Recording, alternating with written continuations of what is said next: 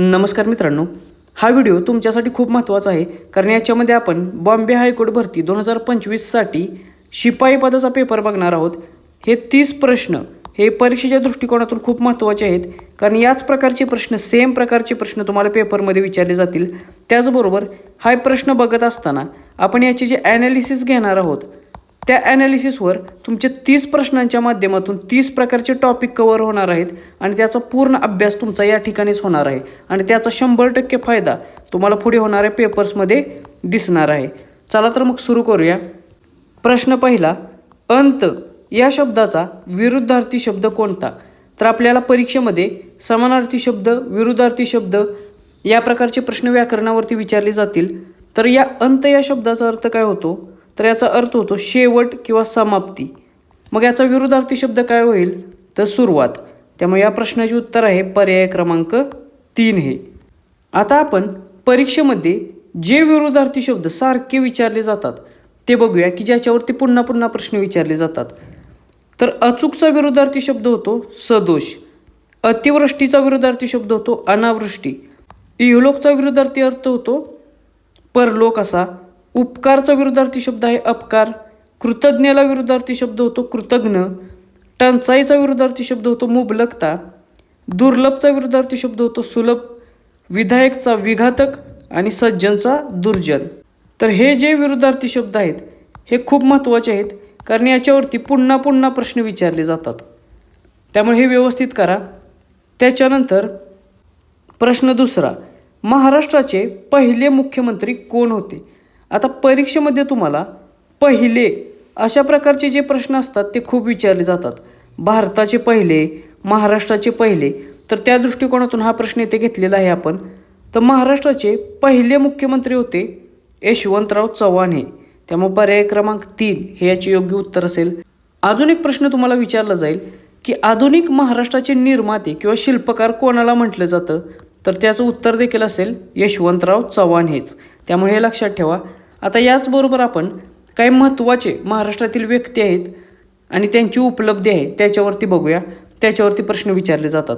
Next question तुम्हाला ते विचारू शकतात की महाराष्ट्राचे सर्वाधिक काळ मुख्यमंत्री राहिलेले व्यक्ती कोण आहेत? तर त्याचे उत्तर असेल वसंतराव नाईक हे। वसंतराव नाईक हे जवळपास महाराष्ट्राचे 11 वर्ष मुख्यमंत्री होते, त्यामुळे हे लक्षात ठेवा। त्याच्यानंतर महाराष्ट्राचे सर्वात तरुण मुख्यमंत्री कोण असा देखील पेपरमध्ये प्रश्न विचारला जाईल, तर त्याचे उत्तर असेल शरद पवार। शरद पवार हे वयाच्या 38व्या वर्षीच महाराष्ट्राचे मुख्यमंत्री बनले होते, त्यामुळे शरद पवार लक्षात ठेवा। त्यानंतर आता पहिले या प्रकारचे प्रश्न आपण बघूया की महाराष्ट्राचे पहिले राज्यपाल कोण होते? तर श्रीप्रकाश हे महाराष्ट्राचे पहिले राज्यपाल होते, याच्यावरती खूप वेळा प्रश्न विचारलेले आहेत। त्यानंतर महाराष्ट्राचे पहिले उपमुख्यमंत्री कोण होते? तर नाशिकराव तिरपुडे हे महाराष्ट्राचे पहिले उपमुख्यमंत्री होते आणि ते 1978 साली पहिल्यांदाच उपमुख्यमंत्री पदावर विराजमान झालेले। आता हा प्रश्न इथे का महत्त्वाचा आहे? कारण सध्या उपमुख्यमंत्रीपद हे खूप महत्त्वाची आणि चर्चेतील गोष्ट आहे, त्यामुळे 100% नाशिकराव तिरपुडे महाराष्ट्राचे पहिले उपमुख्यमंत्री याच्यावरती तुम्हाला ते प्रश्न विचारतील, त्यामुळे लक्षात ठेवा। त्याच्यानंतर महाराष्ट्राचे पहिले मुख्य सचिव कोण होते? तर त्याचे उत्तर असेल NT मोने हे, त्यामुळे हे नाव लक्षात ठेवा पहिल्या मुख्य सचिवांचे। त्यानंतर महाराष्ट्राचे पहिले लोकायुक्त कोण होते? तर त्याचे उत्तर असेल न्यायमूर्ती SP कोतवाल हे, त्यामुळे हे देखील लक्षात ठेवा। आणि महाराष्ट्राचे पहिले सभापती कोण होते विधानसभेचे? तर त्याचे उत्तर असेल SL सीलम हे। SL सीलम हे महाराष्ट्राच्या विधानसभेचे पहिले सभापती होते। तर हे काही परीक्षेच्या दृष्टिकोनातून महत्त्वाच्या बाबी आहेत, याच्यावरती 100% तुम्हाला प्रश्न विचारले जातील, त्यामुळे याची चांगले रिव्हिजन करा। त्याच्यानंतरचा प्रश्न आहे भारताचे पहिले उपराष्ट्रपती कोण होते? आता मगाशी आपण महाराष्ट्राचे पहिले याच्यावरती बघितलं, आता आपण भारताचे पहिले याच्यावरती बघूया की भारताचे पहिले उपराष्ट्रपती होते डॉक्टर सर्वपल्ली राधाकृष्णन हे, त्यामुळे पर्याय क्रमांक 2 हे याचे योग्य उत्तर असेल। आता तुम्हाला असा देखील प्रश्न विचारला जाईल की भारतामध्ये शिक्षक दिन कोणाच्या जन्मदिवशी साजरा केला जातो किंवा कोणाच्या स्मरणार्थ साजरा केला जातो? तर भारतामध्ये शिक्षक दिन हा सर्वपल्ली राधाकृष्णन यांचा जन्मदिवस शिक्षक दिन म्हणून साजरा केला जातो। त्यामुळे हे देखील लक्षात ठेवा, याच्यावरती प्रश्न विचारले जातात. सर्वपल्ली राधाकृष्णन हे भारताचे पहिले उपराष्ट्रपती तर दुसरे राष्ट्रपती होते, हे देखील लक्षात असू द्या. त्याच्यानंतर आपण भारतातील काही महत्त्वाच्या बाबी बघूया ज्याच्यावरती प्रश्न विचारले जातात. भारताचे पहिले राष्ट्रपती कोण होते? तर त्याचे उत्तर असेल डॉक्टर राजेंद्र प्रसाद. हा खूप वेळा प्रश्न विचारलेला आहे. त्यानंतर भारताचे पहिले गृहमंत्री आणि पहिले उपपंतप्रधान कोण होते? तर त्याचे उत्तर असेल सरदार वल्लभभाई पटेल हे. त्यानंतर भारताचे पहिले कायदा मंत्री कोण होते? याच्यावरती खूप वेळा प्रश्न विचारला जातो. तर त्याचे उत्तर आहे डॉक्टर बाबासाहेब आंबेडकर. आंबेडकर हे भारताचे पहिले कायदा मंत्री होते. त्यानंतर भारताचे पहिले शिक्षण मंत्री कोण होते? तर मौलाना अबुल कलाम आझाद हे भारताचे पहिले शिक्षण मंत्री होते, त्यामुळे हे लक्षात असू द्या. त्यानंतर याच्यावरती देखील खूप वेळा प्रश्न विचारला जातो की भारताचे पहिले लोकसभा सभापती कोण होते? तर त्याचे उत्तर असेल गणेश वासुदेव माळवणकर किंवा जी.व्ही. माळवणकर हे, त्यामुळे लक्षात ठेवा. त्यानंतर भारताचे पहिले निवडणूक आयुक्त कोण होते? तर सुकुमार सेन हे भारताचे पहिले निवडणूक आयुक्त होते, त्यामुळे ह्या सर्व बाबी लक्षात असू द्या, याच्यावरती प्रश्न विचारले जातात.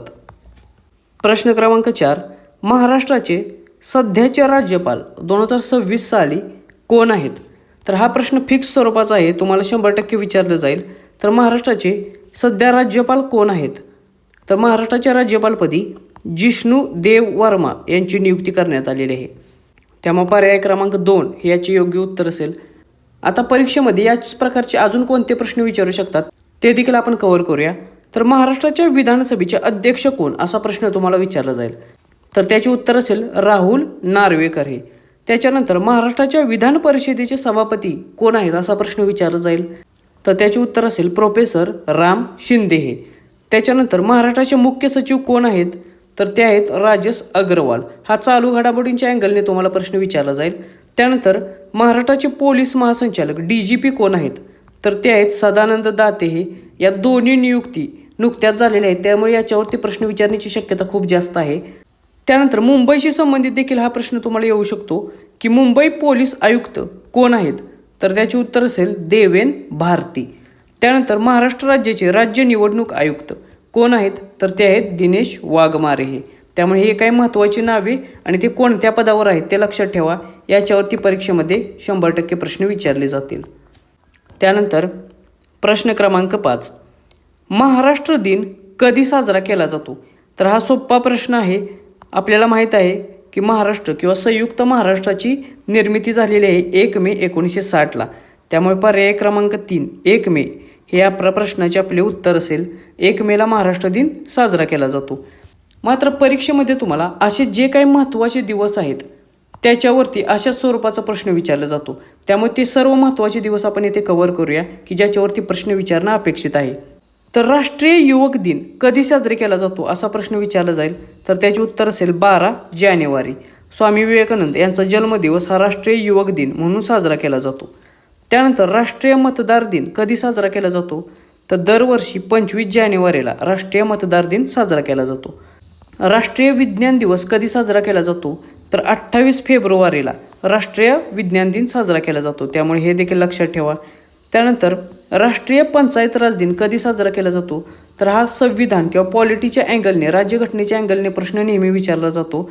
तर याचे उत्तर आहे 24 एप्रिल हे, कारण 24 एप्रिलला 73वी घटनादुरुस्ती लागू करण्यात आलेली स्थानिक स्वराज्य संस्थांच्या संबंधित, त्यामुळे 24 एप्रिल हा राष्ट्रीय पंचायत राज दिवस म्हणून साजरा केला जातो. त्यानंतर संविधान दिवस कधी साजरा केला जातो? तर दरवर्षी 26 नोव्हेंबरला हा दिवस संविधान दिन म्हणून साजरा केला जातो. जागतिक आरोग्य दिन कधी साजरा केला जातो? तर 7 एप्रिलला. जागतिक पर्यावरण दिन कधी साजरा केला जातो? 5 जूनला. आंतरराष्ट्रीय योग दिन कधी साजरा केला जातो? 21 जूनला. हा खूप वेळा प्रश्न विचारलेला जातो. त्यानंतर जागतिक ओझोन दिवस हा विज्ञानाच्या अँगलने परीक्षेमध्ये प्रश्न विचारला जातो की जागतिक ओझोन दिवस कधी साजरा केला जातो? तर दरवर्षी 16 सप्टेंबर हा दिवस जागतिक ओझोन दिन म्हणून साजरा केला जातो, त्यामुळे हे देखील लक्षात ठेवा. तर हे काही महत्त्वाचे दिवस आहेत ज्याच्यावरती प्रश्न विचारले जातात. त्यानंतर खास तुमच्यासाठी आपण GK आणि GSच्या PYQ नोट्स तयार केलेले आहेत आणि या नोट्स बॉम्बे हायकोर्ट भरतीच्या शिपाई, लिपिक आणि ड्रायव्हर या तिन्ही पदांसाठी विशेष महत्त्वाचे असतील. या नोट्समध्ये आपण 2018 ते 2025 अशा जवळपास 7 वर्षांचे जे प्रश्नपत्रिका आहेत त्या प्रश्नपत्रिकांमधील GS आणि GKचे सर्व प्रश्न कव्हर केलेले आहेत. याच्यामध्ये आपण अशा प्रकारे प्रश्न घेतलेला आहे आणि त्या प्रश्नाचे खाली सविस्तर विश्लेषण केलेले आहे. या विश्लेषणामध्ये त्या प्रश्नाच्या संबंधित माहिती आहेच, परंतु त्याच्याशी संबंधित इतर माहिती देखील आपण घेतलेली आहे की ज्याच्यावरती पुढे जाऊन प्रश्न विचारले जातील. म्हणजे तुमचे एका प्रश्नाच्या माध्यमातून पुढे परीक्षेत येऊ शकणारे 20 प्रश्न कव्हर होणार आहेत. त्यामुळे या अतिशय महत्त्वाच्या नोट्स आहेत. तुम्ही येथे बघू शकता या अशा प्रकारचा प्रश्न आहे आणि त्याच्याशी संबंधित अतिशय व्यवस्थित आणि परीक्षाभिमुख माहिती येथे तुम्हाला दिलेली आहे. त्याचबरोबर सर्वात महत्त्वाची गोष्ट म्हणजे ही फक्त 56 पानांची PDF आहे आणि या 56 पानांच्या PDFमध्ये अतिशय शॉर्टमध्ये आपण तक्त्यांच्या माध्यमातून जास्तीत जास्त माहिती बसवण्याचा प्रयत्न केलेला आहे. ही PDF असल्यामुळे तुम्ही ही डाउनलोड करू शकता. त्याचबरोबर याची तुम्ही झेरॉक्स देखील काढू शकता. एकाच ठिकाणी सर्व विषयांचा जर अभ्यास तुम्हाला करायचा असेल, त्याचबरोबर परीक्षेच्या दृष्टिकोनातून काही महत्त्वाच्या ट्रिक्स देखील तुम्हाला समजून घ्यायचे असतील, तर ह्या नोट्स तुमच्यासाठीच आहेत. ह्या परचेस करण्यासाठी स्पर्धा परीक्षा मित्र हे आपले ॲप डाउनलोड करा किंवा तुम्हाला काही शंका असतील तर येथे एक नंबर दिलेला आहे. या नंबरवरती तुम्ही व्हॉट्सअप मेसेज करू शकता. कमीत कमी वेळामध्ये जास्तीत जास्त आउटपुट जर तुम्हाला घ्यायचे असेल तर या नोट्स तुमच्यासाठीच आहेत. प्रश्न क्रमांक 6. महाराष्ट्रातील सर्वात लांब नदी कोणती आहे? तर परीक्षेच्या दृष्टिकोनातून नदी प्रणाली हा खूप महत्त्वाचा टॉपिक आहे. त्याच्यावरती फिक्स एक प्रश्न तुम्हाला विचारला जातो. तर त्या दृष्टिकोनातून महाराष्ट्रातील सर्वात लांब नदी कोणती आहे? तर ती आहे गोदावरी नदी. त्यामुळे पर्याय क्रमांक 4 हे याचे योग्य उत्तर असेल. महाराष्ट्रातील सर्वात मोठे नदी खोरे कोणते आहे? तर त्याचे उत्तर देखील गोदावरी हेच असेल. तर आता गोदावरी नदीशी संबंधित काही महत्त्वाचे प्रश्न येथे आपण कव्हर करूया. परीक्षेत तुम्हाला प्रश्न विचारला जातो की गोदावरी नदीचा उगम कोठे होतो? तर त्याचे उत्तर असेल त्र्यंबकेश्वर येथे. किंवा तुम्हाला जिल्हा विचारला जाईल तर नाशिकमधील त्र्यंबकेश्वर येथे गोदावरी नदीचा उगम होतो. कोणत्या पर्वतरांगेत? तर ब्रह्मगिरी पर्वतावर किंवा ब्रह्मगिरी डोंगररांग आहे त्याच्यावरती त्र्यंबकेश्वर या ठिकाणी गोदावरीचा उगम होतो. त्यानंतर गोदावरी नदीची महाराष्ट्रातील लांबी किती आहे असा देखील प्रश्न विचारला जातो. तर गोदावरी नदीची महाराष्ट्रातील लांबी साधारणतः 668 किलोमीटर आहे. हे लक्षात ठेवा, हे तोंडपाठ करा. आणि एकूण लांबी किती आहे? 1465 किलोमीटर. म्हणजे या 1465 पैकी 668 किलोमीटर एवढी ती किंवा त्याचा प्रवाह महाराष्ट्रात आहे. त्यानंतर परीक्षेत हा प्रश्न खूप विचारला जातो की दक्षिण भारताची गंगा म्हणून कोणत्या नदीला ओळखले जाते? तर त्याचे उत्तर असेल गोदावरी नदीला. किंवा कोणती नदी ही वृद्ध गंगा म्हणून ओळखली जाते? तर त्याचे उत्तर देखील असेल गोदावरी नदी. त्यानंतर आणखीन एक प्रश्न खूप वेळा विचारला जातो की आपल्याला माहीत आहे की महाराष्ट्रातील सर्वात मोठे नदी खोरे हे गोदावरी नदी आहे, मात्र ती महाराष्ट्र राज्याच्या एकूण क्षेत्राच्या किती टक्के क्षेत्र व्यापते? तर याचे उत्तर असेल 49% क्षेत्र. म्हणजे महाराष्ट्राच्या 49% क्षेत्र हे या गोदावरी नदीच्या खोऱ्याने व्यापलेले आहे.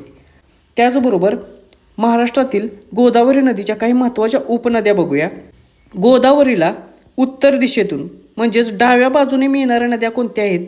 तर कादवा, शिवना, पूर्णा आणि प्राणहिता.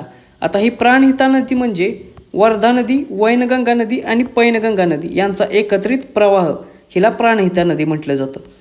त्यानंतर गोदावरी नदीला दक्षिण दिशेकडून म्हणजेच उजव्या बाजूने मिळणाऱ्या नद्या कोणकोणत्या आहेत? तर त्या आहेत दारणा, प्रवरा, मुळा, मांजरा आणि कुंडलिका. तर ह्या काही महत्त्वाच्या उपनद्या आहेत ज्या गोदावरी नदीला उत्तरेकडून आणि दक्षिण दिशेकडून येऊन मिळतात. तर ही सर्व इन्फॉर्मेशन लक्षात ठेवा. याच्या बाहेर गोदावरी नदीचा प्रश्न तुमचा जाणार नाही. प्रश्न क्रमांक 7.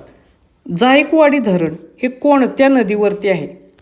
तर नदीच्या संदर्भात धरणावरती देखील प्रश्न विचारला जातो की महाराष्ट्रातील जी काही महत्त्वाची धरणे आहेत त्याच्या संबंधी अशा स्वरूपाचा प्रश्न विचारला जाईल. तर जायकवाडी धरण हे आहे गोदावरी नदीवरती. त्यामुळे पर्याय क्रमांक 3 हे याचे योग्य उत्तर असेल. आता परीक्षेच्या दृष्टिकोनातून महाराष्ट्रातील काही महत्त्वाची धरणे बघूया की ज्याच्यावरती परीक्षेमध्ये प्रश्न तुम्हाला विचारला जाऊ शकतो. तर परीक्षेमध्ये 3 प्रकारचे प्रश्न याच्यावरती विचारले जातात. एक म्हणजे धरण दिले जाते ते कोणत्या नदीवरती आहे ते तुम्हाला विचारलं जाईल, किंवा त्याच्या जलाशयाचे नाव काय हा प्रश्न तुम्हाला विचारला जाईल, किंवा ती नदी किंवा ते धरण कोणत्या जिल्ह्यामध्ये आहे हा प्रश्न तुम्हाला विचारला जाईल. तर हे तिन्ही टॉपिक इथे आपण कव्हर करूया. पहिले धरण आहे कोयना धरण. कोयना धरण हे कोणत्या नदीवर आहे? तर ते आहे कोयना नदीवर. त्याचा जलाशय काय म्हणून ओळखला जातो? तर छत्रपती शिवाजी सागर किंवा शिवसागर जलाशय म्हणून ओळखला जातो आणि ते आहे सातारा जिल्ह्यामध्ये. त्यानंतर पानशेत धरण आहे अंबी नदीवरती, त्याचा जलाशय तानाजी सागर म्हणून ओळखला जातो आणि हे आहे पुणे जिल्ह्यात. त्यानंतर वरसगाव हे धरण कोठे आहे? तर ते आहे मोसी नदीवरती, त्याचा जलाशय वीर बाजी पासलकर म्हणून ओळखला जातो आणि आहे पुणे जिल्ह्यामध्ये. त्यानंतर भाटकर हे धरण कोणते आहे? तर ते आहे पुणे जिल्ह्यामध्ये, त्याचा जलाशय ओळखला जातो यशाजी कंक जलाशय म्हणून आणि हे आहे वेळवंडी नदीवरती, त्यामुळे हे देखील लक्षात ठेवा. त्यानंतर उजनी धरण कोठे आहे? तर ते आहे सोलापूर जिल्ह्यात भीमा नदीवरती आणि याचा जलाशय ओळखला जातो यशवंत सागर जलाशय म्हणून. त्यानंतर दूधगंगा धरण कोठे आहे? तर ते आहे दूधगंगा नदीवरती, त्याचा जलाशय आहे राजर्षी शाहू सागर जलाशय आणि ते आहे कोल्हापूर जिल्ह्यामध्ये. त्यानंतर कोल्हापूरमध्येच राधानगरी धरण एक देखील आहे, ते आहे कोणत्या नदीवरती? तर ते आहे भोगावती नदीवरती आणि त्याचा जलाशय ओळखला जातो लक्ष्मी सागर जलाशय म्हणून. त्यामुळे हे काही महत्त्वाची धरणे आहेत महाराष्ट्रातील, ती कोणत्या नदीवर आहेत, त्याचं जलाशयाचे नाव काय आणि ते कोणत्या जिल्ह्यात आहेत हे लक्षात ठेवा. याच्यावरती 100% तुम्हाला प्रश्न विचारला जाईल. प्रश्न क्रमांक 8, आर्य महिला समाजाची स्थापना कोणी केली? तर आर्य महिला समाज याच्या संस्थापक आहेत पंडिता रमाबाई या, आणि परीक्षेच्या दृष्टिकोनातून हे खूप महत्त्वाचे नाव आहे, त्यामुळे याच्याशी संबंधित अधिक माहिती आपण बघूया. परीक्षेत तुम्हाला असा प्रश्न विचारला जाईल की या आर्य महिला समाजाची स्थापना किती साली झाली? तर याची स्थापना झाली 1882 साली, त्यामुळे हे साल तोंडपाठ करा. नेक्स्ट क्वेश्चन तुम्हाला विचारू शकतात की आर्य महिला समाजाची स्थापना कोणत्या ठिकाणी झाली? तर याचे उत्तर असेल पुणे ठिकाण. त्यामुळे हे 3 प्रश्न लक्षात ठेवा, याचे संस्थापक, स्थापना आणि ठिकाण. त्यानंतर पंडिता रमाबाई यांच्या लेखनावरती खूप प्रश्न विचारले जातात. सर्वात महत्त्वाचा प्रश्न म्हणजे स्त्री धर्मनीती हा ग्रंथ कोणी लिहिला किंवा हायकास्ट हिंदू वुमन हा ग्रंथ कोणी लिहिला असा प्रश्न विचारला जातो. तर हे दोन्ही ग्रंथ लिहिलेले आहेत पंडिता रमाबाई यांनी. त्यानंतर आणखीन एक प्रश्न विचारला जातो, तो म्हणजे माझी साक्ष हे आत्मचरित्र कोणाचे आहे? तर याचे उत्तर असेल पंडिता रमाबाई हे. त्यामुळे हे सर्व प्रश्न किंवा इन्फॉर्मेशन लक्षात ठेवा, परीक्षेच्या दृष्टिकोनातून खूप महत्त्वाचे आहे. त्यानंतर प्रश्न क्रमांक 9, महाराष्ट्राची सांस्कृतिक राजधानी कोणती आहे? आता परीक्षेमध्ये जी काही महाराष्ट्रातील महत्त्वाची शहरे आहेत आणि त्यांची ओळख आहे याच्यावरती अशा स्वरूपाचा प्रश्न विचारला जाईल. त्यामुळे त्या दृष्टिकोनातून हा प्रश्न येथे आपण कव्हर करतोय की महाराष्ट्राची सांस्कृतिक राजधानी म्हणून ओळखले जाणारे शहर आहे पुणे शहर. त्यामुळे पर्याय क्रमांक 4 हे याचे योग्य उत्तर असेल, कारण पुणे शहराला ऐतिहासिक वारसा आहे, शैक्षणिक वारसा आहे, कला आणि संस्कृतीचा वारसा आहे, त्यामुळे हे शहर सांस्कृतिक राजधानी म्हणून ओळखले जाते.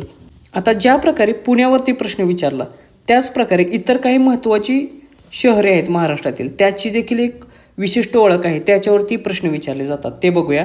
मुंबई शहरावरती कशा स्वरूपाचे प्रश्न तुम्हाला विचारू शकतात? तर महाराष्ट्राची राजकीय आणि आर्थिक राजधानी कोणती असा प्रश्न विचारतील, किंवा 7 बेटांचे शहर कोणते आहे असा देखील प्रश्न विचारला जाईल. तर त्याचे उत्तर असेल मुंबई हे. त्यानंतर भारताचे प्रवेशद्वार म्हणून कोणते शहर ओळखले जाते असा देखील प्रश्न विचारू शकतात, किंवा सिटी ऑफ ड्रीम्स म्हणून कोणत्या शहराला ओळखले जाते असा देखील प्रश्न विचारू शकतात. तर या सर्व प्रश्नांचे उत्तर असेल मुंबई हे. त्यानंतर आपण आत्ताच पाहिल्याप्रमाणे सांस्कृतिक राजधानी कोण आहे महाराष्ट्राची? तर ते आहे पुणे शहर. किंवा कोणत्या शहराला पूर्वेकडील ऑक्सफर्ड किंवा विद्येचे माहेरघर म्हणून ओळखले जाते? तर त्याचे उत्तर असेल पुणे शहर आहे. त्यानंतर आपण नागपूर शहरातील काही महत्त्वाची वैशिष्ट्ये बघूया. महाराष्ट्राची उपराजधानी किंवा हिवाळी राजधानी कोणाला म्हटलं जातं? तर त्याचे उत्तर असेल नागपूर. किंवा संत्र्यांचे शहर किंवा ऑरेंज सिटी म्हणून कोणते शहर ओळखले जाते? किंवा भारताचे व्याघ्र प्रवेशद्वार म्हणून कोणते शहर ओळखले जाते? तर याचे उत्तर असेल नागपूर शहर आहे. त्यानंतर आणखीन एक महत्त्वाचा प्रश्न होतो, ते म्हणजे भारताची किंवा महाराष्ट्राची वाईन कॅपिटल म्हणून कोणते शहर ओळखले जाते? तर ते उत्तर असेल नाशिक शहर आहे. त्यानंतर महाराष्ट्राच्या सांस्कृतिक राजधानीप्रमाणेच महाराष्ट्राची पर्यटन राजधानी म्हणून कोणते शहर ओळखले जाते? तर त्याचे उत्तर आहे छत्रपती संभाजीनगर. त्यानंतर महाराष्ट्राचे ज्वारीचे कोठार कोणते शहरास म्हटले जाते? तर त्याचे उत्तर आहे सोलापूर शहर. सैनिकांचा जिल्हा म्हणून कोणता जिल्हा ओळखला जातो? तर सातारा जिल्ह्याला सैनिकांचा जिल्हा म्हणून ओळखला जातो. आणि दुधा तुपाचा जिल्हा म्हणून कोणता जिल्हा ओळखला जातो? तर त्याचे उत्तर असेल धुळे जिल्हा. तर हे काही महत्त्वाचे शहरे आहेत किंवा ठिकाणे आहेत की ज्याची ओळख काय आहे याच्यावरती परीक्षेत प्रश्न विचारला जातो. त्यामुळे हे सर्व तुमचे तोंडपाठ असले पाहिजेत. प्रश्न क्रमांक 10. मराठी भाषा गौरव दिन कोणाच्या जन्मदिवशी साजरा होतो? तर मराठी भाषा गौरव दिवस कधी साजरा केला जातो हे आपल्याला सर्वात आधी माहीत असलं पाहिजे. तर हा दिवस दरवर्षी 27 फेब्रुवारीला साजरा केला जातो. त्यामुळे हे दिवस लक्षात ठेवा. 27 फेब्रुवारी हा काय म्हणून साजरा केला जातो? तर मराठी भाषा गौरव दिन. मग कोणाचा जन्मदिवस आहे हा? तर हा आहे कुसुमाग्रज, कवी कुसुमाग्रज यांचा जन्मदिवस. किंवा तुम्हाला दुसरा एक लॉंग फॉर्म याचा असू शकतो, तो आहे वि.वा. शिरवाडकर. वि.वा. शिरवाडकर यांना कुसुमाग्रज म्हणून ओळखलं जातं. त्यामुळे कोणताही दोन्हीपैकी एक पर्याय तुम्हाला परीक्षेमध्ये असेल. त्यामुळे पर्याय क्रमांक 3 हे याचे योग्य उत्तर असेल. त्यानंतर ज्याप्रमाणे मराठी भाषा गौरव दिनावरती तुम्हाला प्रश्न विचारला, त्याचप्रकारे मराठी राजभाषा दिवस कधी असतो असा देखील प्रश्न तुम्हाला विचारला जाईल. तर मराठी राजभाषा दिवस असतो दरवर्षी 1 मेला. दरवर्षी 1 मे हा दिवस मराठी राजभाषा दिन म्हणून साजरा केला जातो. त्यामुळे हे 2 दिवस लक्षात ठेवा. फिक्स यातील एक प्रश्न तुम्हाला पेपरमध्ये विचारला जाईल. प्रश्न क्रमांक 11. महाराष्ट्राचा राज्य प्राणी कोणता आहे? तर परीक्षेमध्ये महाराष्ट्राची जी प्रतीके आहेत, सिम्बॉल्स, त्याच्यावरती 100% प्रश्न विचारला जातो. तर महाराष्ट्राचा राज्य प्राणी आहे शेकरू. हा खारीचा एक प्रकार आहे. त्यामुळे पर्याय क्रमांक 3 हे याचे योग्य उत्तर आहे. हा शेकरू प्राणी प्रामुख्याने कोणत्या जंगलात आढळतो असा देखील प्रश्न विचारला जातो किंवा कोणत्या अभयारण्यात? तर महाराष्ट्रातील भीमाशंकर अभयारण्यामध्ये प्रामुख्याने हा प्राणी आढळत असतो. त्यामुळे हे देखील लक्षात ठेवा. या ठिकाणावरती प्रश्न विचारले जातात. आता ज्या प्रकारे राज्य प्राणी विचारू शकतात त्याच प्रकारे इतर देखील काही महत्त्वाचे आहेत बाबी, त्या देखील आपण बघूया. महाराष्ट्र राज्याचा राज्य पक्षी कोणता आहे? तर तो आहे हरियाल. राज्य वृक्ष कोणता आहे? तर तो आहे आंबा. राज्य फूल कोणते आहे? तर ते आहे जारूळ किंवा तामणी, या दोन्हीपैकी एक पर्याय असेल. त्यानंतर महाराष्ट्र राज्याचे राज्य फुलपाखरू कोणते आहे? तर ते आहे ब्लू मॉर्मॉन. आणि महाराष्ट्र राज्याचे राज्यगीत कोणते आहे? तर ते आहे जय जय महाराष्ट्र माझा. तर हे काही महत्त्वाचे प्रतीके आहेत महाराष्ट्रातील ज्याच्यावरती परीक्षेमध्ये प्रश्न विचारले जातात. त्याच्यानंतर प्रश्न क्रमांक 12. भूदान चळवळ ही कोणी सुरू केली? तर भूदान चळवळ ही सुरू केलेली आचार्य विनोबा भावे यांनी, आणि या चळवळीचे पुढे जाऊन ग्रामदान चळवळीमध्ये रूपांतर झालेले. त्यामुळे पर्याय क्रमांक 3 हे याचे योग्य उत्तर असेल. आता परीक्षेमध्ये याच्याशी संबंधित अजून काही प्रश्न विचारू शकतात का? तर होय. तर परीक्षेमध्ये तुम्हाला प्रश्न विचारला जाईल की भूदान चळवळ ही कशाशी संबंधित आहे? तर ब्रिटिशकालीन भारतात जमिनीच्या असमान वितरणाची जी समस्या होती ती सोडवण्यासाठी ही एक अहिंसक चळवळ होती, हे लक्षात घ्या. म्हणजे जमीनदारांच्याकडे जी काही जमीन एकवटलेली होती त्याचे समान वितरण करण्यासाठी ही एक चळवळ राबवण्यात आलेली. ही कधी राबवण्यात आली किंवा कधी सुरुवात झाली? तर याची सुरुवात 18 एप्रिल 1951ला झाली. हे साल लक्षात ठेवा. कोठे झाली? तर तेलंगणा राज्यातील पोचमपल्ली हे ठिकाण आहे. या ठिकाणावरून या भूदान चळवळीला सुरुवात झालेली. त्यामुळे या चळवळीची सुरुवात कधी झाली आणि कोठून झाली याच्यावरती प्रश्न विचारला जाऊ शकतो. त्यानंतर आचार्य विनोबा भावे यांच्यावरती देखील परीक्षेत प्रश्न विचारले जातात. ते देखील आपण कव्हर करूया की भारताचे पहिले वैयक्तिक सत्याग्रही कोण होते असा प्रश्न विचारला जातो. तर याचे उत्तर असेल आचार्य विनोबा भावे हे. कारण गांधीजींनी 1940 साली जी वैयक्तिक सत्याग्रहाची चळवळ सुरू केलेली त्याच्यामध्ये पहिले सत्याग्रही म्हणून आचार्य विनोबा भावे यांची निवड करण्यात आलेली. त्यानंतर याचे प्रसिद्ध पुस्तक कोणते आहे? तर ते आहे गीता आहे. हे देखील लक्षात ठेवा. आणि आणखीन एक प्रश्न विचारला जातो की पवनार आश्रम हा कोणी स्थापन केला आहे? तर याचे उत्तर आहे आचार्य विनोबा भावे. किती साली? 1934 साली. आणि कोठे आहे हा एक प्रश्न विचारला जातो. तर हा आश्रम आहे वर्ध्याला. तर ही भूदान चळवळीशी संबंधित आणि आचार्य विनोबा भावे यांच्याशी संबंधित इन्फॉर्मेशन लक्षात ठेवा. प्रश्न क्रमांक 13. राज्यसभेच्या सदस्याचा कार्यकाळ किती वर्षांचा असतो? तर परीक्षेमध्ये तुम्हाला राज्यघटनेच्या अँगलने राज्यसभा, लोकसभा, विधानसभा, विधान परिषद, राज्यपाल आणि राष्ट्रपती यांच्यावरती प्रश्न विचारले जातील. त्यामुळे हे सर्व टॉपिक आपल्याला व्यवस्थित घ्यायचे आहेत. तर राज्यसभेच्या सदस्याचा कार्यकाळ असतो 6 वर्षांचा. त्यामुळे पर्याय क्रमांक 3 हे याचे योग्य उत्तर असेल. आता राज्यसभा हे कायमस्वरूपी सभागृह आहे, ते कधीही विसर्जित होत नाही. मात्र त्याचे सदस्य हे दर 6 वर्षांनी निवृत्त होत असतात. त्यामुळे हे ते लक्षात घ्या, याच्यावरती प्रश्न विचारला जातो. आता आपण राज्यसभेची रचना बघूया की संविधानाच्या कलम 80मध्ये राज्यसभेची रचना कशी असेल यासंबंधी माहिती देण्यात आलेली आहे. तर राज्यसभेमध्ये एकूण महत्तम सदस्य संख्या किती असते? तर ती आहे 250 ही. मग त्यापैकी 238 सदस्य हे राज्य आणि केंद्रशासित प्रदेशांमधून निवडून दिले जातात. त्यानंतर 12 सदस्य हे राष्ट्रपतींद्वारे नामनिर्देशित केले जातात. आता तुम्हाला प्रश्न विचारला जाईल की राज्यसभेची महत्तम सदस्य संख्या किती असते? तर त्याचे उत्तर लिहायचे आहे 250 आहे. त्यानंतर दुसरा प्रश्न विचारला जाईल की राज्यसभेमध्ये राष्ट्रपतींद्वारे किती सदस्य हे नामनिर्देशित केले जातात? तर त्याचे उत्तर असेल 12 सदस्य. मग आत्ता राज्यसभेची सदस्य संख्या किती आहे असा देखील प्रश्न विचारला जाऊ शकतो. तर सध्याची जी सदस्य संख्या आहे ती आहे 245 एवढी. मग त्यामध्ये 229 सदस्य राज्यातून आहेत, 4 सदस्य केंद्रशासित प्रदेशांचे आहेत आणि 12 सदस्य राष्ट्रपतींनी नामनिर्देशित केलेले आहेत. तर सध्याची सदस्य संख्या देखील लक्षात ठेवा. त्यानंतर प्रश्न विचारला जातो की राज्यसभेमध्ये सर्वाधिक सदस्य हे कोणत्या राज्यातून निवडून दिले जातात? तर याचे उत्तर असेल उत्तर प्रदेश. उत्तर प्रदेशमधून सर्वाधिक 31 सदस्य हे राज्यसभेमध्ये निवडून दिले जातात. त्यानंतर मग महाराष्ट्राचा क्रमांक लागतो. परीक्षेत प्रश्न विचारला जातो की महाराष्ट्रामधून राज्यसभेमध्ये किती सदस्य निवडून दिले जातात? तर याचे उत्तर असेल 19 हे. त्यामुळे हे आकडे लक्षात ठेवा, ते तोंडपाठ करा, याच्यावरती प्रश्न विचारले जातात. त्यानंतर जे केंद्रशासित प्रदेश आहेत त्याच्यापैकी फक्त दिल्ली आणि पुदुचेरी या दोनच केंद्रशासित प्रदेशांना राज्यसभेमध्ये प्रतिनिधित्व आहे. त्यामुळे ही 2 केंद्रशासित प्रदेशांची नावे देखील लक्षात असू द्या. त्याच्यानंतर प्रश्न क्रमांक 14, चवदार तळे सत्याग्रह कोणत्या जिल्ह्यामध्ये झाला? तर हा इतिहासाच्या दृष्टिकोनातून महत्त्वाचा सत्याग्रह आहे, याच्यावरती नेहमी प्रश्न विचारला जातो. तर चवदार तळे सत्याग्रह झाला रायगड जिल्ह्यामध्ये. त्यामुळे पर्याय क्रमांक 3 हे याचे योग्य उत्तर असेल. आता या सत्याग्रहासंबंधी महत्त्वाच्या बाबी आपण बघूया की ज्याच्यावरती प्रश्न विचारले जातात.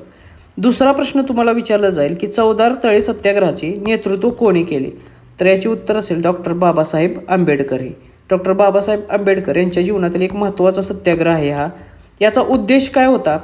तर सार्वजनिक पाणवठ्याची जी ठिकाणे आहेत तेथे अस्पृश्यांनाही पाणी भरण्याचा समान हक्क मिळावा, या उद्देशाने हे चवदार तळे सत्याग्रह करण्यात आलेला.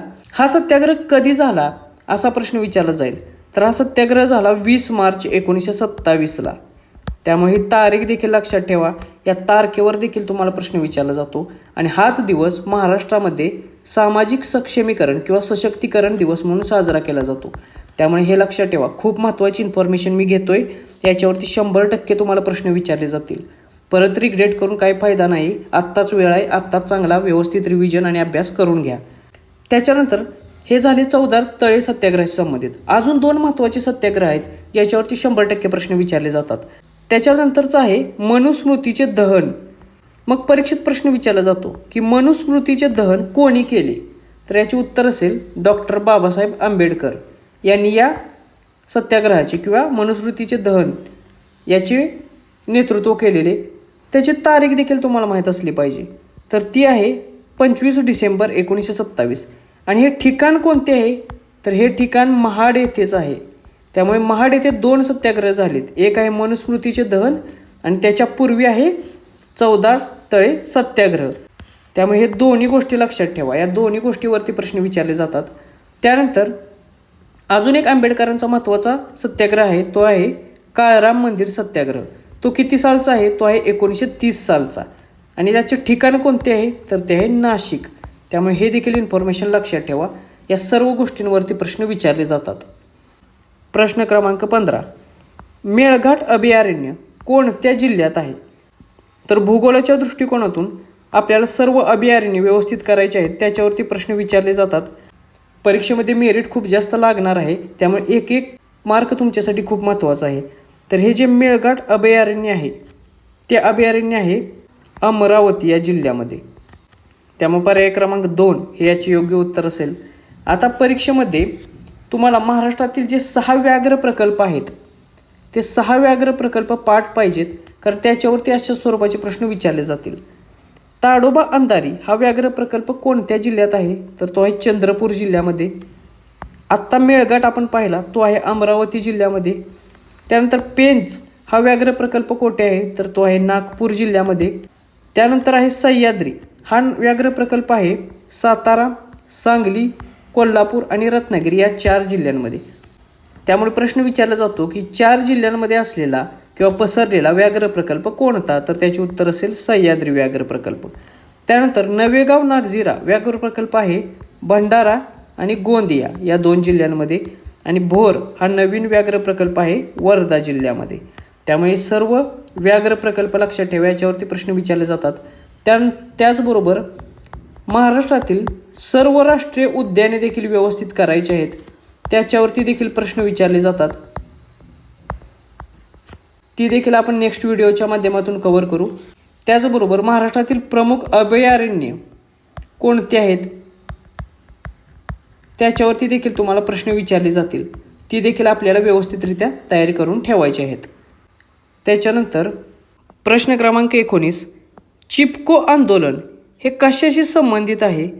तर चिपको आंदोलन हे संबंधित आहे वनसंवर्धन किंवा वृक्ष संवर्धनाशी संबंधित. म्हणजे झाडांना कत्तल करण्यापासून किंवा तोडण्यापासून रोखण्यासाठी हे चिपको आंदोलन करण्यात आलेलं. तेव्हा पर्याय क्रमांक 2 हे याचे योग्य उत्तर आहे. आता परीक्षेत तुम्हाला अशा प्रकारे आंदोलनाशी संबंधित प्रश्न विचारले जातील. मग आपण भारतातील जी काही महत्त्वाची आंदोलने आहेत त्याच्यावरती कोणते प्रश्न येऊ शकतात ते बघूया. तर चिपको आंदोलन हे आपण कशाशी संबंधित आहे बघितलं, मग याचे नेतृत्व कोणी केलं असा प्रश्न विचारला जाईल. तर सुंदरलाल बहुगुणा आणि चंडीप्रसाद भट्ट या दोघांनी याचे नेतृत्व केले. शक्यतो तुम्हाला सुंदरलाल बहुगुणा हाच पर्याय परीक्षेमध्ये दिला जाईल. त्यानंतर अप्पिको आंदोलन सेम चिपको सारखे आंदोलन आहे, मात्र हे आहे कर्नाटक राज्यातील. मग याचे नेतृत्व कोणी केले? पांडुरंग हेगडे यांनी. त्यामुळे हे नाव लक्षात ठेवा. त्याच्यानंतर नर्मदा बचाव आंदोलन हे कोणी केले? तर या आंदोलनाचे नेतृत्व केलेले मेधा पाटकर आणि बाबा आमटे यांनी. मग याच्यासाठी कोणते राज्ये महत्त्वाची होती? तर महाराष्ट्र, मध्य प्रदेश आणि गुजरात या 3 राज्यांसाठी हे नर्मदा बचाव आंदोलन महत्त्वपूर्ण होते. त्यानंतर बिश्नोई आंदोलन हे कोणी केलेले? तर अमृता देवी बिश्नोई यांच्या नेतृत्वाखाली हे बिश्नोई आंदोलन करण्यात आलेले. राजस्थान या राज्यामधले हे आंदोलन असून खेजडीची झाडे वाचवण्यासाठी हे चिपको आंदोलनासारखेच आंदोलन करण्यात आलेले. त्यामुळे ही 4 आंदोलने लक्षात ठेवा, याच्यावरती तुम्हाला 100% प्रश्न विचारले जातील. प्रश्न क्रमांक 17, खालीलपैकी सर्वात हलका वायू कोणता आहे? तर तुम्हाला दिलेल्या पर्यायांपैकी सर्वात हलका वायू शोधायचा आहे. तर यामध्ये सर्वात हलका वायू आहे हायड्रोजन वायू. त्यामुळे पर्याय क्रमांक 3 हे याचे योग्य उत्तर असेल. आता परीक्षेमध्ये हायड्रोजन हा खूप महत्त्वाचा आहे, कारण याच्यावरती खूप सारे प्रश्न विचारू शकतात. त्यामुळे ते आपण इथे कव्हर करूया. हायड्रोजनचा अणुक्रमांक किती असतो असा प्रश्न विचारला जातो. तर त्याचे उत्तर आहे 1 हा. त्याचबरोबर आवर्ती सारणीमधले पहिले मूलद्रव्य कोणते असा देखील प्रश्न विचारला जातो. तर त्याचे उत्तर देखील आहे हायड्रोजन. त्यामुळे हे सर्व इन्फॉर्मेशन लक्षात ठेवा, याच्यावरती विज्ञानाच्या अँगलने प्रश्न विचारले जातील. त्यानंतर फ्युअल ऑफ द फ्युचर म्हणजेच भविष्यातील इंधन म्हणून कोणाला ओळखले जाते किंवा मानले जाते? तर त्याचे उत्तर आहे हायड्रोजन हे. त्यामुळे लक्षात ठेवा, कारण याच्या ज्वलनातून प्रदूषण होत नाही, त्यामुळे त्याला भविष्यातील इंधन म्हटलं जातं. त्यानंतर हे 3 आकडेवारी तुम्हाला पेपरमध्ये विचारली जाते नेहमीच. नायट्रोजनचे वातावरणातील हिस्सा किती आहे किंवा प्रमाण किती आहे? तर ते आहे 78%. ऑक्सिजनचे प्रमाण किती आहे? तर ते आहे 21%. आणि कार्बन डायऑक्साईडचे प्रमाण किती आहे? तर ते 0.03%. तर हे 3 आकडे पाठ करा, याच्यावरती प्रश्न येतात. त्याचबरोबर हवेचा दाब मोजण्यासाठी कोणते उपकरण वापरले जाते असा देखील प्रश्न विचारला जातो. तर त्याचे उत्तर असेल भारमापक किंवा बॅरोमीटर. हे इंग्लिशमध्ये नाव लक्षात ठेवा. हेच नाव तुम्हाला शक्यतो पेपरमध्ये विचारले जाईल. तर ही काही महत्त्वाची इन्फॉर्मेशन आहे, याच्यावरती देखील प्रश्न विचारले जातात. त्यानंतर प्रश्न क्रमांक 18, मुंबई उच्च न्यायालयाची स्थापना कधी झाली? आता परीक्षा आपली मुंबई उच्च न्यायालयाशी संबंधित असल्यामुळे परीक्षेमध्ये तुम्हाला मुंबई उच्च न्यायालयावरती अशा स्वरूपाचे प्रश्न विचारणं अपेक्षित आहे. तर मुंबई उच्च न्यायालयाची स्थापना झालेली 14 ऑगस्ट 1862 साली. त्यामुळे हा दिवस लक्षात ठेवा. डायरेक्ट दिवस देखील तुम्हाला पेपरमध्ये विचारला जाईल.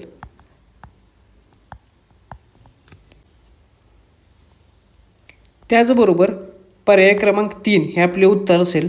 आपण एक गोष्ट करूया की मुंबई उच्च न्यायालयाशी संबंधित जेवढ्या काही महत्त्वाचे प्रश्न तयार होतात ते सर्व प्रश्न आपण एका व्हिडिओमध्ये कव्हर करू.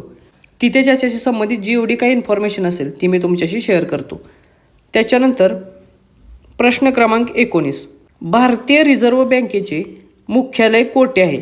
तर भारतातील ज्या काही महत्त्वाच्या संस्था आहेत त्यांच्या मुख्यालयावरती प्रश्न विचारले जातात. तर त्या दृष्टिकोनातून भारतीय रिझर्व्ह बँक म्हणजेच RBIचे मुख्यालय आहे मुंबई येथे. त्यामुळे पर्याय क्रमांक 4 हे याचे योग्य उत्तर असेल. आता RBI याच्यावरती अर्थशास्त्राच्या दृष्टिकोनातून देखील ते प्रश्न विचारू शकतात.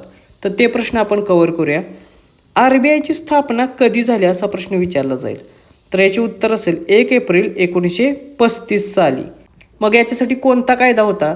तर भारतीय रिझर्व्ह बँक कायदा 1934 नुसार 1 एप्रिल 1935ला RBIची स्थापना करण्यात आली. त्याच्यानंतर प्रश्न विचारला जातो की RBIचे राष्ट्रीयकरण कधी झाले? तर 1 जानेवारी 1949ला RBIचे राष्ट्रीयकरण करण्यात आलेले. आता सर्वात महत्त्वाचे प्रश्न, त्यातला पहिला आहे RBIचे पहिले गव्हर्नर कोण होते? तर त्याचे उत्तर असेल सर ऑसबर्न स्मिथ हे. त्यामुळे पाठ करा. त्यानंतर RBIचे पहिले भारतीय गव्हर्नर कोणते होते? तर याचे उत्तर असेल CD देशमुख. येथे कन्फ्युजन करायचं नाही आहे. पहिले गव्हर्नर म्हटलं की ऑसबर्न स्मिथ आणि पहिले भारतीय गव्हर्नर म्हटलं की CD देशमुख. मग सध्या RBIचे गव्हर्नर कोण आहेत असा देखील प्रश्न विचारू शकतात. तर याचे उत्तर असेल संजय मल्होत्रा हे 26वे भारतीय RBIचे गव्हर्नर आहेत. तर अशा स्वरूपाचे प्रश्न तुम्हाला पेपरमध्ये देखील विचारले जातील. त्याच्यानंतर प्रश्न क्रमांक 20, सर्वोच्च न्यायालयात नियुक्त झालेल्या पहिल्या महिला वकील न्यायाधीश कोण? तर हा खूप महत्त्वाचा प्रश्न आहे. हा 100% तुम्हाला विचारला जाईल की सुप्रीम कोर्टामध्ये नियुक्ती करण्यात आलेल्या पहिल्या महिला वकील न्यायाधीश ठरलेल्या आहेत इंदू मल्होत्रा या. त्यामुळे पर्याय क्रमांक 3 हे याचे योग्य उत्तर आहे. वकिलांच्या वर्गातून न्यायाधीश बनणाऱ्या पहिल्या महिला त्या ठरलेल्या आहेत. त्यामुळे हा खूप महत्त्वाचा प्रश्न आहे परीक्षेच्या दृष्टिकोनातून. आता आपण काही महत्त्वाच्या बाबी बघूया याच्याशी संबंधित. परीक्षेच्या दृष्टिकोनातून तुम्हाला प्रश्न विचारला जाईल की सर्वोच्च न्यायालयाच्या पहिल्या महिला न्यायाधीश कोण होत्या? तर फातिमा बीवी या पहिल्या महिला न्यायाधीश आहेत, हे लक्षात ठेवा. पहिल्या महिला न्यायाधीश म्हटलं की फातिमा बीवी हे नाव तुमचं डोळ्यासमोर आलं पाहिजे. आणि पहिल्या वकील महिला न्यायाधीश म्हटलं की इंदू मल्होत्रा, हे लक्षात ठेवा. त्यानंतर भारतातील कोणत्याही उच्च न्यायालयाच्या पहिला महिला मुख्य न्यायाधीश कोण होत्या? तर कोणत्याही उच्च न्यायालयाच्या पहिल्या महिला मुख्य न्यायाधीश होत्या लीला सेठ ह्या. त्यामुळे हे नाव लक्षात ठेवा. आणि त्या हिमाचल प्रदेश उच्च न्यायालयाच्या मुख्य न्यायाधीश बनलेल्या. त्यामुळे ही 2 नावे परीक्षेच्या दृष्टिकोनातून खूप महत्त्वाची आहेत. त्याचबरोबर सुप्रीम कोर्टाचे उद्घाटन कधी झाले असा देखील प्रश्न विचारला जातो. तर 28 जानेवारी 1950 साली. त्यानंतर हा प्रश्न खूप विचारला जातो की भारताचे पहिले सरन्यायाधीश कोण होते? तर HJ कानिया हे सुप्रीम कोर्टचे पहिले सरन्यायाधीश होते. त्यामुळे 4ही MCQ खूप महत्त्वाचे आहेत. याच्यातील कोणताही परीक्षेमध्ये तुम्हाला विचारला जाईल. प्रश्न क्रमांक 21, प्लिंटिफ या शब्दाचा मराठी अर्थ काय? तर हा एक कायदेशीर शब्द आहे. परीक्षेमध्ये तुम्हाला अशा स्वरूपाचा प्रश्न 100% विचारला जाईल. तर प्लिंटिफ या शब्दाचा अर्थ होतो फिर्यादी असा, किंवा जो व्यक्ती तक्रार किंवा दावा दाखल करतो त्याला प्लेंटिफ किंवा फिर्यादी असं म्हटलं जातं. आता परीक्षेमध्ये अशा स्वरूपाचे प्रश्न तुम्हाला विचारले जातील. तर ते काही शब्द आहेत ज्याच्यावरती प्रश्न येऊ शकतात, ते आपण कव्हर करूया. तर आपण आत्ताच पाहिलं की प्लेंटिफचा अर्थ होतो फिर्यादी. जो व्यक्ती किंवा पक्ष न्यायालयामध्ये दुसऱ्याविरुद्ध तक्रार किंवा दावा दाखल करतो त्याला प्लेंटिफ म्हटलं जातं. त्यानंतर डिफेंडंट हा एक शब्द आहे, त्याचा अर्थ होतो प्रतिवादी. म्हणजे काय, तर ज्याच्या विरुद्ध तक्रार किंवा दावा दाखल केला जातो त्या व्यक्तीला डिफेंडंट म्हटलं जातं, त्यामुळे हे लक्षात ठेवा. त्यानंतर आणखीन एक शब्द आहे विटनेस. विटनेसचा अर्थ होतो साक्षीदार असा. म्हणजे असा एखादी व्यक्ती की ज्याने ती घटना घडताना पाहिलेली आहे आणि जो न्यायालयामध्ये त्याच्याशी संबंधित साक्ष देतो त्याला विटनेस किंवा साक्षीदार म्हटलं जातं. त्यानंतर आपल्याला माहीत आहे जज म्हणजे न्यायाधीश, जो प्रकरणाचा निकाल देतो किंवा न्यायदानाचे काम करतो त्याला जज किंवा न्यायाधीश म्हटलं जातं. त्यानंतर ॲफिडेव्हिटचा शब्द तुम्हाला विचारू शकतात अर्थ. तर ॲफिडेव्हिटचा अर्थ होतो शपथपत्र किंवा प्रतिज्ञापत्र. त्याच्यानंतर वर्डिक्ट म्हणजे काय, तर वर्डिक्ट म्हणजे न्यायालयाचा निकाल किंवा न्यायाचा निर्णय. त्यामुळे 2 शब्द देखील लक्षात ठेवा. त्याचबरोबर अजून जे काही महत्त्वाचे शब्द आहेत न्यायालयाशी संबंधित, न्यायालयीन कारवाईशी संबंधित, ते आपण पुढे होणाऱ्या लेक्चर्समध्ये कव्हर करू. त्याच्यानंतर प्रश्न क्रमांक 22, केसाने गळा कापणे या वाक्यप्रचाराचा अर्थ काय. तर केसाने गळा कापणे या वाक्यप्रचाराचा अर्थ होतो विश्वासघात करणे. त्यामुळे पर्याय क्रमांक 3 हे याची योग्य उत्तर असेल. परीक्षेमध्ये अशा स्वरूपाचे काही महत्त्वाचे वाक्यप्रचार आहेत ज्याच्यावरती प्रश्न येऊ शकतात, ते आपण बघूया. कंबर कसणे याचा अर्थ काय होतो, तर एखाद्या कामासाठी पूर्णपणे तयार असणे किंवा तयारी करणे. आकाश फाटणे या वाक्यप्रचाराचा अर्थ काय होतो, तर चारही बाजूनी जेव्हा संकट येतं तेव्हा आकाश फाटले असं आपण म्हणतो. त्याच्यानंतर हात देणे म्हणजे काय, तर एखाद्याला मदत करणे याला आपण हात देणे म्हणतो. त्याच्यानंतर उखळ पांढरे होणे म्हणजे काय, तर भरपूर संपत्ती मिळवणे किंवा मोठा फायदा होणे किंवा आर्थिक लाभ होणे याला उखळ पांढरे होणे असं म्हटलं जातं. तर हे काही महत्त्वाचे परीक्षेच्या दृष्टिकोनातून वाक्यप्रचार आहेत याच्यावरती प्रश्न विचारणं अपेक्षित आहे. त्याच्यानंतर प्रश्न क्रमांक 23, 4थ्या महिला क्रिकेट लीग म्हणजे वुमन्स प्रीमियर लीग WPL मध्ये 2026 सर्वाधिक धावा कोणी बनवल्या. तर परीक्षेच्या दृष्टिकोनातून चालू घडामोडींच्या अँगलने हा प्रश्न येथे आपण घेतलेला आहे की 4थी WPL जी आत्ताच नुकतीच पार पडली 2026साठीची, त्याच्यामध्ये सर्वाधिक धावा बनवलेल्या आहेत स्मृती मंधना या भारतीय खेळाडूने. त्यामुळे पर्याय क्रमांक 3 हे याचे योग्य उत्तर असेल. आता परीक्षेच्या दृष्टिकोनातून WPLवरती काय प्रश्न येऊ शकतात ते आपण घेऊया. या WPLचा विजेता संघ कोणता ठरलेला आहे, तर स्मृती मंधना याच्या नेतृत्वाखालील रॉयल चॅलेंजर्स बेंगळुरू म्हणजेच RCB या संघाने ह्याचे विजेतेपद पटकवलेले आहे. हे त्यांचे 2रे विजेतेपद आहे, त्यामुळे हे लक्षात ठेवा. त्याच्यानंतर आत्ताच आपण पाहिलं ऑरेंज कप म्हणजे सर्वाधिक धावा कोणी बनवल्या, तर त्याचे उत्तर आहे स्मृती मंधना हिने. एकूण 377 धावा करून ऑरेंज कप तिने जिंकलेले आहे आणि असं करणारी पहिलीच भारतीय खेळाडू आहे. त्यामुळे याच्यावरती प्रश्न विचारण्याचा खूप जास्त शक्यता आहे पेपरमध्ये. त्याच्यानंतर पर्पल कॅप कोणाला दिली जाते, तर सर्वाधिक विकेट मिळवणाऱ्याला. मग ती कोणी मिळवलेली आहेत, तर गुजरात जायंट्सच्या सोफी डिवाइन हिने 17 गडी बाद करत पर्पल कॅप जिंकलेली आहे, त्यामुळे हे देखील नाव लक्षात ठेवा. त्याच्यानंतर emerging player of the season म्हणून कोणाला अवॉर्ड मिळाला, तर दिल्ली कॅपिटल्सची नंदिता शर्मा हिला emerging player of the season हा पुरस्कार मिळालेला आहे. तिने 17 विकेट घेतलेले आहेत म्हणून, त्यामुळे हे देखील नाव लक्षात ठेवा. याच्यावरती प्रश्न ते विचारू शकतात.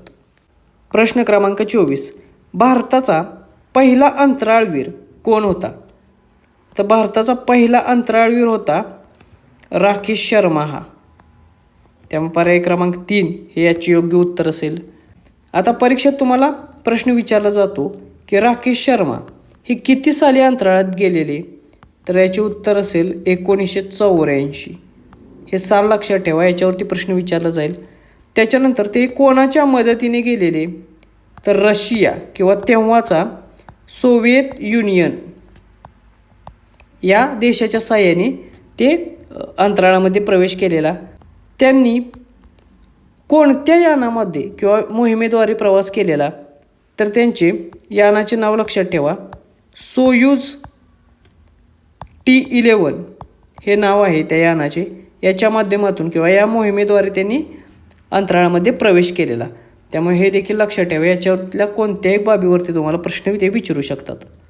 प्रश्न क्रमांक 25, लोकहितवादी म्हणून कोण ओळखले जातात, तर हा देखील प्रश्न इतिहासाच्या दृष्टिकोनातून विचारला जातो की लोकहितवादी म्हणून ओळखले जाते गोपाळ हरी देशमुख यांना. त्यामुळे याचे उत्तर आहे पर्याय क्रमांक 2 हे.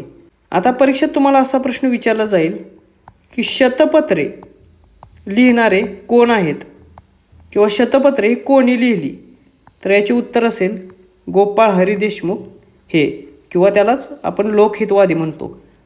त्याच्यानंतर दुसरा प्रश्न विचारला जातो की टिंबटिंब या साप्ताहिकातून शतपत्रे लिहून समाज प्रबोधन लोकहितवादी यांनी केले.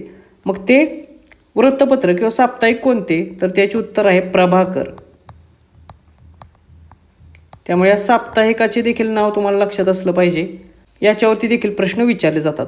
आता परीक्षेच्या दृष्टिकोनातून जे अशा प्रकारचे महत्त्वाचे समाजसुधारक आहेत त्याच्यावर आपण एक सेपरेट लेक्चर घेऊया, कारण त्याच्यावरती खूप सारे प्रश्न इतिहासाच्या दृष्टिकोनातून विचारले जातात. त्यामुळे एकाच व्हिडिओमध्ये आपण हे सर्व महत्त्वाचे समाजसुधारक आपण कव्हर करू. त्याच्यानंतर प्रश्न क्रमांक 26, राष्ट्रसंत म्हणून कोण ओळखले जातात, तर राष्ट्रसंत अशी ओळख आहे संत तुकडोजी महाराज यांची. त्यामुळे पर्याय क्रमांक 3 हे याचे योग्य उत्तर आहे. आता याच्याशी संबंधित अधिक माहिती आपण बघूया. परीक्षेत तुम्हाला प्रश्न विचारला जाईल की तुकडोजी महाराज यांचे पूर्ण नाव काय आहे, तर त्यांचे पूर्ण नाव आहे माणिक बंडोजी इंगळे. त्यामुळे हे पूर्ण नाव पाठ करा. त्यानंतर त्यांचे गुरु कोण होते, तर अडकोजी महाराज हे त्यांचे गुरु होते आणि त्यांनीच तुकड्या हे नाव त्यांना दिलेले आहे. त्यानंतर आणखीन एक महत्त्वाचा प्रश्न विचारला जातो नेहमी, तो म्हणजे चिमूर आणि आष्टी या चंद्रपूरमधील स्वातंत्र्य संग्रामातील आंदोलनाच्या वेळी कोणाला खालीलपैकी कारावास भोगावा लागला, तर त्याचे उत्तर असेल राष्ट्रसंत तुकडोजी महाराज हे. त्याच्यानंतर त्यांना राष्ट्रसंत ही पदवी कोणी दिली, तर भारताचे पहिले राष्ट्रपती डॉक्टर राजेंद्र प्रसाद यांनी त्यांची कीर्तन ऐकून त्यांना राष्ट्रसंत ही उपाधी दिलेली आहे. त्यामुळे हे सर्व इन्फॉर्मेशन लक्षात ठेवा, याच्यावरती परीक्षेत प्रश्न विचारले जातील. त्याच्यानंतरचा प्रश्न क्रमांक 27, संत गाडगे महाराजांचे जन्मस्थान कोणते, तर जे काही महत्त्वाचे संत आहेत किंवा महत्त्वाचे समाजसुधारक आहेत त्यांच्या जन्मस्थानावरती अशा स्वरूपाचा प्रश्न विचारला जाईल. तर संत गाडगे महाराजांचे जन्मस्थान आहे शेनगाव हे अमरावती जिल्ह्यातील. त्यामुळे पर्याय क्रमांक 2 हे याचे योग्य उत्तर असेल. आता याच्याशी संबंधित महत्त्वाची बाबी आपण बघूया. परीक्षेत तुम्हाला येथे देखील प्रश्न विचारला जाईल की गाडगे महाराजांचे संपूर्ण नाव काय होते, तर यांचे पूर्ण नाव होते डेबूजी झिंगराजी जानोरकर म्हणून. त्यामुळे हे नाव लक्षात ठेवा, याच्यावरती प्रश्न 100% विचारू शकतात. त्याचबरोबर दुसरा एक प्रश्न नेहमी विचारला जातो की संत गाडगे महाराजांचे मुख्य संदेश काय होता, तर त्यांचा मुख्य संदेश होता स्वच्छता हीच ईश्वर भक्ती. त्यामुळे हे देखील लक्षात ठेवा. त्याच्यानंतरचा प्रश्न आहे प्रश्न क्रमांक 28, छत्रपती शिवाजी महाराजांचा जन्म कोणत्या किल्ल्यावर झाला, तर परीक्षेच्या दृष्टिकोनातून छत्रपती शिवाजी महाराज, छत्रपती संभाजी महाराज हे खूप महत्त्वाचे आहेत, कारण याच्यावरती 100% तुम्हाला प्रश्न विचारला जाईल. त्यामुळे त्यांचा जीवनक्रम एकदा पूर्ण व्यवस्थितरित्या बघून घ्या. छत्रपती शिवाजी महाराजांचा जन्म झालेला शिवनेरी किल्ल्यावरती. त्यामुळे पर्याय क्रमांक 3 हे याचे योग्य उत्तर आहे. त्याच्यानंतर अजून कोणते प्रश्न विचारू शकतात महाराजांच्यावरती, तर त्यांची जन्मतारीख विचारतील. ती आहे 19 फेब्रुवारी 1630, ही तोंडपाठ असली पाहिजे. त्याच्यानंतर त्यांचे जन्मस्थान आत्ताच आपण पाहिलं शिवनेरी किल्ला कोठे आहे, जुन्नर तालुक्यात पुणे जिल्ह्यामध्ये. त्यामुळे जिल्हा लक्षात ठेवा. त्याच्यानंतर त्यांच्या आईवडिलांचे नाव, माता पित्याचे नाव काय आहे, तर माता जिजाबाई आणि वडील शहाजीराजे भोसले. त्याच्यानंतर परीक्षेत प्रश्न विचारला जातो की स्वराज्याची पहिली राजधानी कोणती होती, तर स्वराज्याची पहिली राजधानी होती किल्ले राजगड ही. त्यामुळे राजगड लक्षात ठेवा. त्यानंतर स्वराज्याची दुसरी राजधानी कोणती होती किंवा महाराजांच्या राज्याभिषेकाच्या ठिकाण विचारले जाते, तर याचे उत्तर असेल रायगड हे, किल्ले रायगड. त्यामुळे हे देखील लक्षात असू द्या. आणि महाराजांचा राज्याभिषेक कधी झाला, तर 6 जून 1674 ही तारीख देखील तुम्हाला माहीत असली पाहिजे. याच्यावरती देखील प्रश्न येऊ शकतो. प्रश्न क्रमांक 29, मध्यरात्रीचा सूर्य कोणत्या देशाला म्हणतात. परीक्षेत अशा स्वरूपाचे खूप सारे प्रश्न विचारले जातील की मध्यरात्रीचा सूर्य कोणत्या देशाला म्हटलं जातं, तर नॉर्वे हा जो देश आहे याला मध्यरात्रीचा सूर्य म्हणून ओळखलं जातं. त्यामुळे पर्याय क्रमांक 3 हे याचे योग्य उत्तर असेल. हा उत्तर ध्रुवाजवळ असल्यामुळे या देशामध्ये काही काळ मध्यरात्री देखील सूर्याचे दर्शन होतं. त्याच्यानंतर अशा स्वरूपाचा प्रश्न तुम्हाला विचारला जाईल की उगवत्या सूर्याचा देश म्हणून कोणता देश ओळखला जातो? तर त्याचे उत्तर असेल जपान. त्याच्यानंतर 1000 तलावांचा देश म्हणून कोणता देश ओळखला जातो? तर त्याचे उत्तर असेल फिनलँड हे. त्यामुळे हे दोन्ही देश लक्षात ठेवा आणि ते कशासाठी ओळखले जातात ते देखील लक्षात ठेवा. प्रश्न क्रमांक 30. 10,000 किमतीच्या वस्तूवर 25% सूट दिल्यास विक्री किंमत किती? आता त्या वस्तूची किंमत किती आहे सुरुवातीची? तर ती आहे 10,000 आणि याच्यावर आपल्याला 25% सूट दिली म्हणजेच 10,000च्या 75% एवढीच रक्कम आपली विक्री किंमत असणार आहे. त्यामुळे याचे उत्तर काय येणार आहे बघूया. तर याचे उत्तर असेल 7,500 हे.